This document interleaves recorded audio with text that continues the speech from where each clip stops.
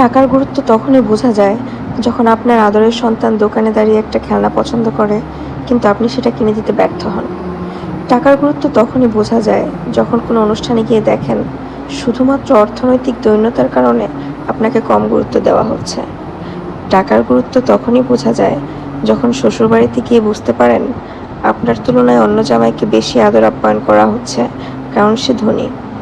টাকার গুরুত্ব তখনই বোঝা যায় যখন আপনার স্ত্রীর ছোট ছোট ইচ্ছাগুলো আপনি পূরণ করতে পারেন না, আর এজন্য সে আপনাকে উঠতে বসতে খোঁটা দেয়। এই টাকাই প্রমাণ করে দেয় যে বাবা মায়ের চোখে সব সন্তান সমান না। যে ছেলে যত বেশি টাকা কামাই করবে সেই ছেলের কদরও বেশি। দেখবেন খেতে বসলে ডাইনিং টেবিলে মাছের মাথাটা ওই ছেলের পেটেই যাবে যে ছেলে বেশি টাকা কামাই করে পরিবারে দেয়। এমনকি আপনার সন্তানকেও ঠিক ততটাই আদর করবে যতটা টাকা আপনার আছে। পরিবার নিয়ে রেস্টুরেন্টে খেতে গেলে বিল দেওয়ার সময় বুঝবেন টাকা কতটা জরুরি। যখন আপনার কাছে টাকা নেই বলে বন্ধুরাও আপনাকে মূল্যায়ন করে না, তখন উপলব্ধি করবেন কেন টাকা দরকার।